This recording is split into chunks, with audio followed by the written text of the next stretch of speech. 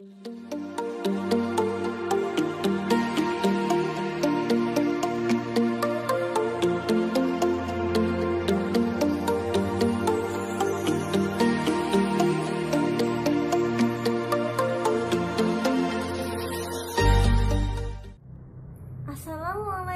warahmatullahi wabarakatuh.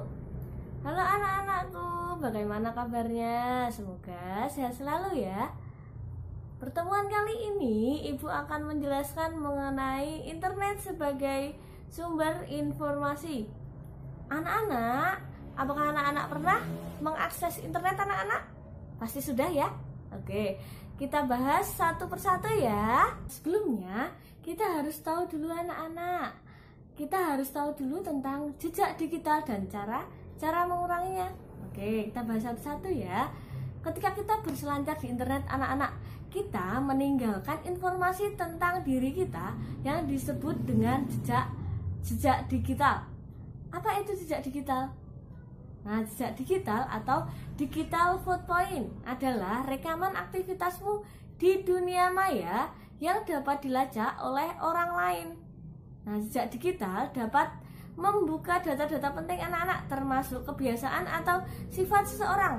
Oleh karena itu, sangat penting bagi kita untuk berhati-hati dalam meninggalkan jejak di internet.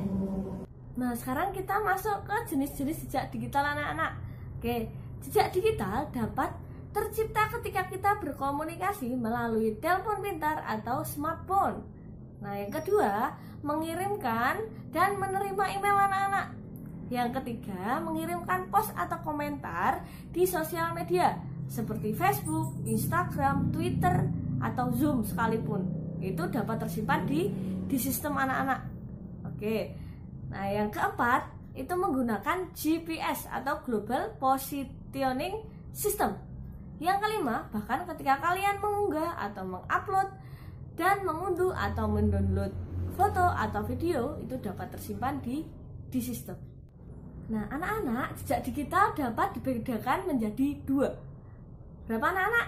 Dua ya. Oke, jejak digital pasif dan jejak digital aktif. Yuk, kita bahas satu-satu ya. Oke, sekarang ke jejak digital pasif dulu ya. Nah, jejak digital pasif itu jejak digital yang kita tinggalkan secara tidak sadar. Jadi kita meninggalkan jejak secara tidak sadar. Nah, yang kedua, di jejak digital pasif, contohnya alamat IP atau Internet Protocol Address. Internet Protocol Address. Nah, IP address lokasi kita berinternet yang dapat dilacak dari aplikasi lain anak-anak. Nah, kita lanjut lagi ya. Jejak digital aktif. Sekarang kita bahas jejak digital aktif. Apa itu jejak digital aktif? Nah, jejak digital yang kita tinggalkan secara sadar.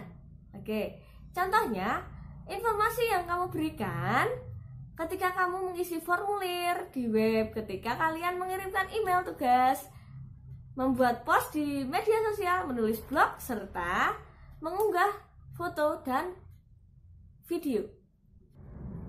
Nah, sekarang salah satu contoh jejak digital pasif anak-anak.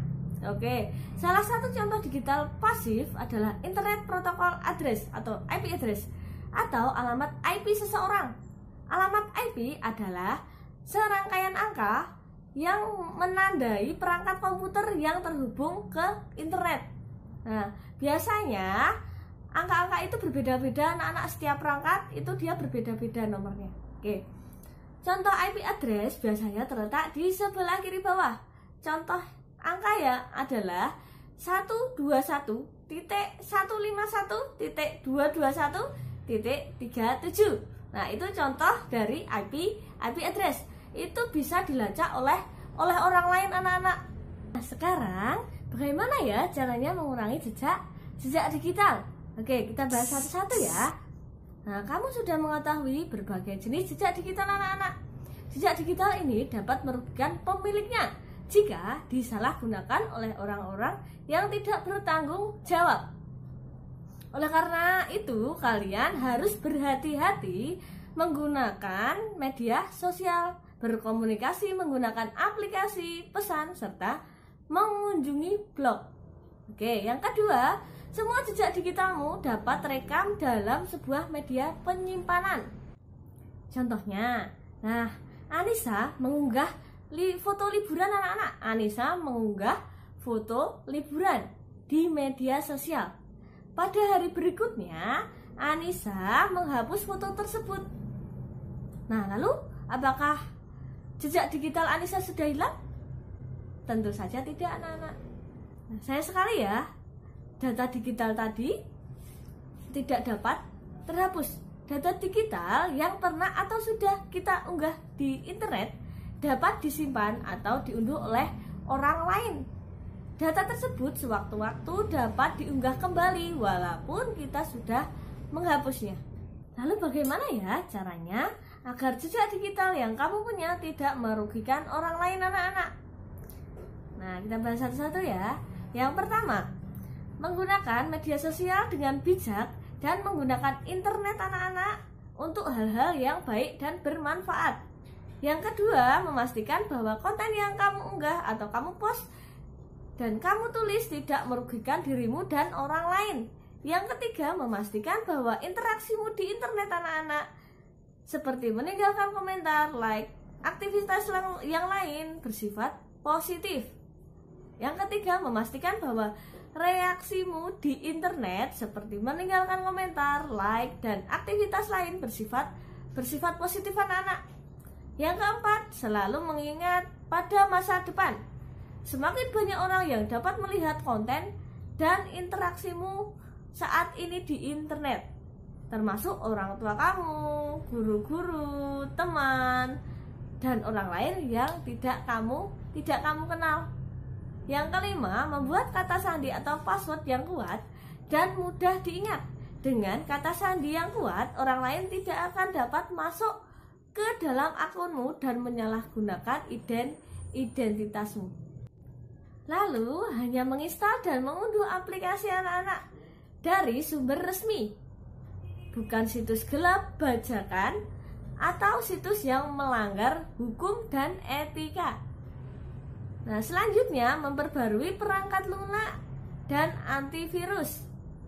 Beberapa situs internet memiliki perangkat lunak yang berfungsi untuk mengambil jejak digitalmu. Nah, jadi kamu harus selalu waspada ya. Nah, selanjutnya, menghapus program dan media sosial lama yang tidak terpakai. Program di komputer dan aplikasi di smartphone kalian juga merupakan jejak digital.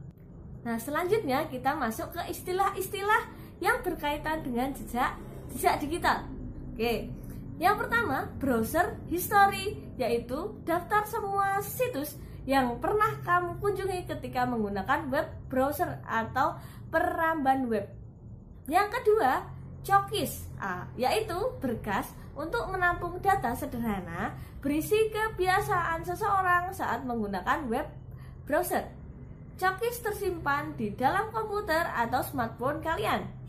Nah, contoh pemanfaatan cookies ketika kalian memasukkan nama pengguna atau username dan kata sandi di suatu situs, anak-anak. Cookies akan merekamnya. Maka, jika kamu mengunjungi situs tersebut lagi, suatu hari kamu tidak perlu memasukkan username dan passwordnya lagi.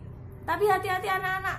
Jika kalian membuka username dan password atau kata sandi di HP lain atau di perangkat lain, kalian harus melogoutnya. Jangan lupa harus melogoutnya. Kalau tidak, nanti akun kalian bisa dibaca orang lain. Nah, selanjutnya, public post, yaitu pesan atau komentar yang dapat dilihat dan dibaca oleh semua orang. Oleh karena itu, hindari mengirimkan pesan atau komentar yang merugikan dirimu atau orang lain. Nah, contohnya, kalian punya Facebook, anak-anak. Kalian berkomentar yang tidak sopan di situ. Nah, orang lain bisa melihat kalian merasa dirugikan atau orang lain juga bisa merasa dirugikan. Nah, itu contoh singkatnya. Nah, atau seperti di Instagram, anak-anak, kalian memposting foto. Nah, memposting foto dengan kata-kata yang tidak baik, anak-anak, atau menghujat orang lain. Nah, itu termasuk yang merugikan orang merugikan orang lain dalam bermedia sosial. Nah, selanjutnya, namanya ini agak susah ya. Namanya geotagging, yaitu menandai lokasi keberadaan seseorang pada foto atau post yang dikirim ke internet. Geotagging dapat membantu seseorang untuk dapat menemukan lokasi tertentu. Namun, hal itu berarti semua orang yang melihat foto dan postmu di internet akan mengetahui lokasi keberadaan kalian. Selanjutnya, foto metadata, yaitu informasi tersembunyi dalam sebuah foto, seperti tanggal dan lokasi pengambilan foto. Nah, di situ juga memuat nama pemilik foto tersebut. Nah, anak-anak, semoga masih semangat ya. Oke, kita lanjut lagi untuk mencari informasi di internet. Nah, orang-orang di seluruh dunia saling berbagi informasi melalui internet. Apakah kamu pernah mencari informasi di internet? Masih pernah ya? Atau mencari bahan pelajaran di internet anak-anak? Pasti pernah. Nah, informasi yang dicari dapat berupa tema, misal tentang makhluk hidup, sejarah, dan teknologi. Nah, kemana kalian mencari informasi tersebut biasanya anak-anak? Oke, apakah kalian pernah mencari informasi menggunakan mesin pencarian, misalnya Google? Pasti pernah ya? Oke, apakah kalian juga pernah menggunakan situs ensiklopedia daring atau online, seperti Wikipedia anak-anak? Nah, kita lanjut lagi ya. Oke, Google dapat diakses melalui alamat https://www.google.com. Nah, itu nama alamat situs anak-anak, www.google.com. Oke, kalau Wikipedia apa anak-anak? Wikipedia adalah ensiklopedia daring yang pengunjungnya dapat berkontribusi dalam menulis artikel. Wikipedia dapat diakses melalui situs www.wikipedia.org. Oke, apa anak-anak? www.wikipedia.org. Oke, lanjut lagi ya. Mesin pencari atau search engine adalah perangkat lunak yang berfungsi mencari konten di internet dengan menggunakan kata kunci tertentu. Nah, contoh mesin pencari adalah Google dan Bing. Mesin pencari tadi apa? Ada dua ya, Google dan Bing. Sebenarnya ada banyak anak-anak, cuman kita contohkan dua saja ya, yang lebih familiar, yaitu apa tadi? Google dan Bing. Nah, ensiklopedia daring adalah katalog informasi anak-anak tentang berbagai fakta yang tersedia di internet. Contoh, ensiklopedia daring adalah Wikipedia dan Encyclopedia Britannica. Lanjut lagi ya. Oke, ketika mencari informasi di internet, kita sebaiknya mencari lebih dari satu sumber. Hal ini kita lakukan untuk memeriksa kebenaran informasi tersebut. Lalu, setelah itu ingatlah anak-anak, tidak semua informasi yang ada di internet itu benar. Maka kita harus mencari informasi di situs yang terpercaya. Kita sekarang lanjut ke menonton dan merekam vlog. Oke, tapi kita harus belajar dulu bagaimana kita menonton dan merekam vlog secara aman. Oke, kita bahas satu-satu ya. Kalian juga bisa mendapatkan informasi dengan menonton vlog.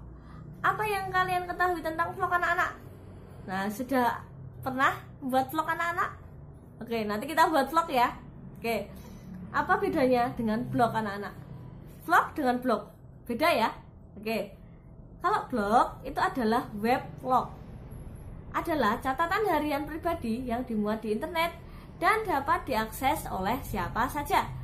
Blogging adalah proses membuat dan membagikan blog di internet. Nah, kalau blogger apa anak-anak? Blogger adalah orang yang membuat blog.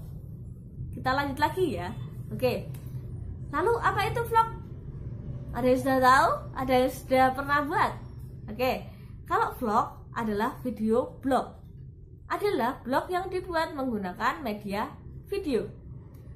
Nah, kalau vlogging anak-anak, sekarang vlogging adalah proses membuat dan membagikan video di internet. Nah, sekarang kalau orangnya, orang yang membuatnya kita sebut dengan vlogger. Vlogger itu adalah orang yang membuat vlog. Nah, sekarang kita masuk ke topik dalam vlog anak-anak. Nah, vlog adalah catatan harian berupa media video yang dimuat di internet. Vlog tidak selalu berisi catatan kehidupan sehari-hari seseorang. Vlog dapat berisi beragam topik. Berikut anak-anak topik yang sering dibahas dalam vlog. Nah, yang pertama menjelaskan tentang cara melakukan sesuatu. Misal, vlog tentang cara bermain gitar, menari, bernyanyi, dan permainan tradisional lainnya. Yang kedua adalah menjelaskan cara membuat sesuatu. Misalnya, vlog tentang cara membuat kue atau prakarya. Nah, yang ketiga adalah ulasan tentang produk tertentu. Misal, buku, film, game. Biasanya disebut dengan review. Kita mereview barang, buku, film, atau game. Namanya apa? Review. Yang keempat, ulasan tentang sesuatu tempat, misal tempat wisata atau restoran. Yang kelima adalah kegiatan yang dilakukan saat liburan. Nah, harus selalu diingat anak-anak. Oke, harus diingat anak-anak. Topik yang ditampilkan di vlog tidak boleh merugikan diri sendiri dan orang lain. Harus bermanfaat bagi penontonnya. Selain itu, konten vlog juga harus dikemas secara menarik. Oke. Nah, konten yang kekinian dan informatif juga lebih disukai sehingga dapat menarik lebih banyak penonton. Anak-anak, sekarang kita masuk ke menonton dan merekam vlog. Oke, kita masuk ke situ ya. Vlog disiarkan secara online di situs web seperti Vimeo, YouTube, BBC, dan sebagainya. Tidak semua vlog berisi konten yang cocok untuk kalian anak-anak. Nah, kalian juga tidak dapat sembarangan mengunggah vlog. Ada beberapa aturan untuk menonton dan merekam vlog. Aturan tersebut berguna untuk menjaga keamanan kalian. Nah, beberapa aturan untuk menonton vlog dengan aman. Yuk kita bahas satu-satu ya. Mintalah bimbingan orang tuamu ketika menonton vlog. Yang kedua, pastikan konten vlog yang kamu tonton sesuai dengan usiamu. Yang ketiga, simpanlah informasi pribadi sehingga orang asing di internet tidak mengetahui data pribadimu. Nah, selanjutnya kita masuk ke beberapa hal yang perlu diperhatikan ketika merekam vlog anak-anak. Oke, kita masuk ya ke situ ya. Yang pertama anak-anak, mintalah bantuan dan bimbingan orang tuamu ketika kalian membuat vlog. Yang kedua, buatlah konten asli atau original atau tidak menjiplak karya orang lain sehingga kamu tidak melanggar hak cipta. Yang ketiga, unggah atau upload vlog buatanmu menggunakan wifi untuk menghemat biaya. Yang keempat, mintalah izin sebelum membuat vlog yang berisi orang lain sehingga tidak ada pihak yang dirugikan. Yang kelima, pakailah pakaian yang sopan anak-anak dan sesekali tampilkan wajah kalian di layar sehingga penonton dapat melihat kalian. Nah, kali ini ibu akan memberikan tips anak-anak untuk vlogging atau orang yang membuat vlog. Nah, yang pertama, editlah videomu sebelum mempublikasikannya untuk menghindari kesalahan.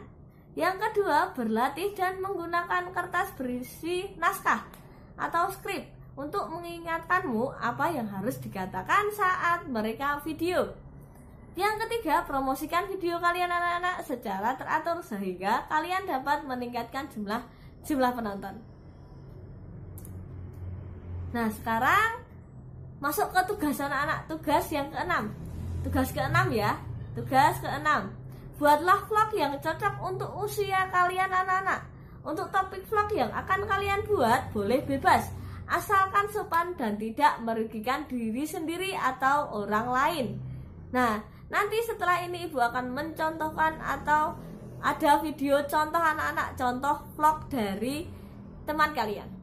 Oke, simpanlah vlog kalian dengan format nama, kelas, dan latihan 6. Lalu dikirimkan ke email ibu ya dalam bentuk video.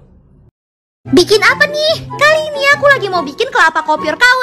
Wah, kelapa aja di-KW-in. Cocok buat jualan tapi yuk langsung buat. Pertama-tama masukin air santan atau air kelapa. Setelah itu masukkan jelly, aku pakai Nutrijel rasa kelapa muda. Setelah itu tinggal masukin 2 saset susu kental manis atau sesuai selera. Terakhir masukin garam terus diaduk-aduk. Nah, kalau udah merata baru nyalain kompor dan masak dengan api sedang. Jangan lupa diaduk-aduk. Kalau udah mendidih adonannya berarti udah jadi. Nah, cara bentuk daging kelapanya kayak gini nih guys. Tuang adonannya ke atas es batu. Terus nanti dia bakal terbentuk sendiri kayak gini guys. Mirip banget kan kayak kelapa asli. Tipis tapi nggak cepet hancur. Masukin semua sampai habis ya guys. Nah, ini pas udah jadi. Yuk kita cobain. Wah, ternyata ini tuh rasanya beneran mirip daging kelapa guys. Kan daripada beli kelapa kopior beneran harganya mahal. Mendingan bikin aja sendiri, bisa jadi ide jualan juga. Rasanya enak lagi. Kalian cepetan buat, cus!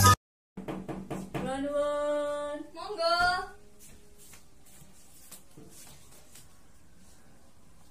Matur sinten? Rahmat wonten. Wonten. Monggo nggak rumiyin. Pak De, wonten tamu.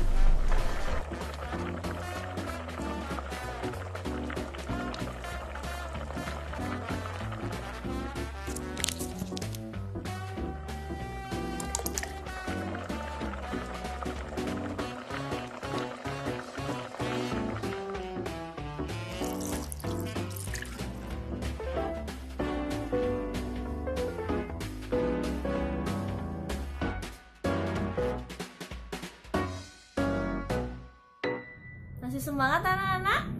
Oke, anak-anak sekian dulu ya pertemuan pada kali ini. Semoga anak-anak selalu diberikan kesehatan. Jangan lupa jaga kesehatan. Kalau mau keluar selalu pakai masker. Jangan lupa cuci tangan. Dan semoga pandemi ini segera berakhir dan kita bisa belajar bersama di SD Muhammadiyah Karangkajen tercinta. Oke? Sekian dulu pertemuan kali ini. Assalamualaikum warahmatullahi wabarakatuh.